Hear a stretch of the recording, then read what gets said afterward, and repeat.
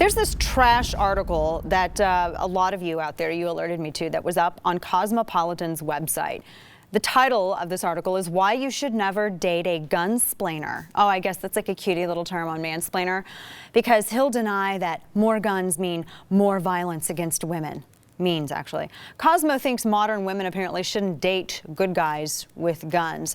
Now, I don't read Cosmopolitan. If I wanted to kill brain cells, I'll do so with alcohol. I won't do it with Cosmopolitan because it doesn't taste good and it's not even fun to read. It's like eye torture, really.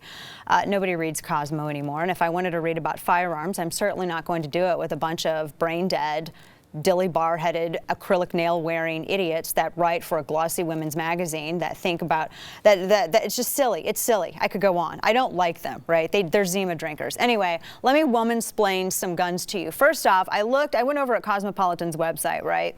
And I was immediately taken by the second paragraph. Now, I literally have written the book on guns. I've spent 2 years of my life in research, and no one has ever been able to take apart any of the facts that I put in my books because it's bulletproof.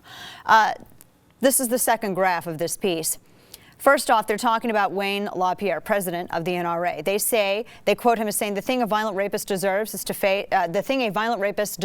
face is a good woman with a gun. And Cosmo writes, he's wrong. First off, women are more likely to be attacked by someone they know, usually an intimate partner, than a stranger who breaks into the home or jumps out of an alleyway. In cases of domestic violence, the presence of a gun increases the risk of homicide by 500%. And studies have shown that all too often, guns meant to protect women at home are turned against them. I'm going to stop it here because there are 3 big errors. Do you even research this? There are 3 big errors in this. The first one is that they're using actually research from a debunked study from Arthur Kellerman, who is a joke in the world of research. In fact, he's been debunked 6 ways to Sunday by Democrats, by Republicans, by anybody with a brain and anybody with the will to go out and research the truth and stay in FBI uniform crime reports for years.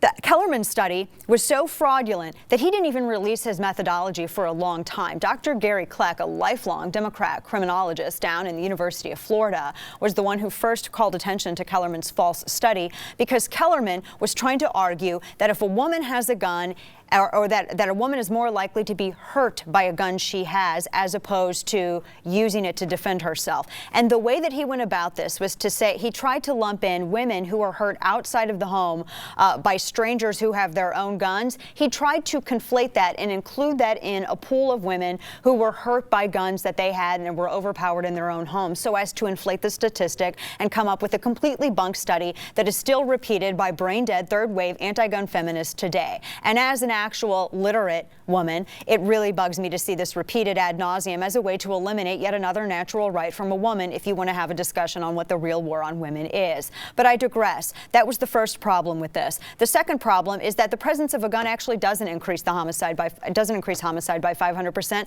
Let me point you back to the 2013 CDC study, and no prompter, by the way, ladies, this is how you talk guns, you know your crap.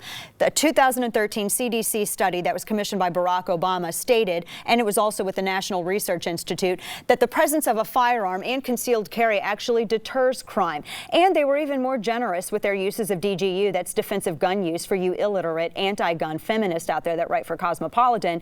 DG use is actually 3.3 million times annually. 3.3, 500,000 to 3.3 million instances of defensive gun use annually, which is, as I said, more generous than what lifelong Democrat criminal researcher down in Florida, Gary Kleck, had said, that it was about 2.1 million uses annually.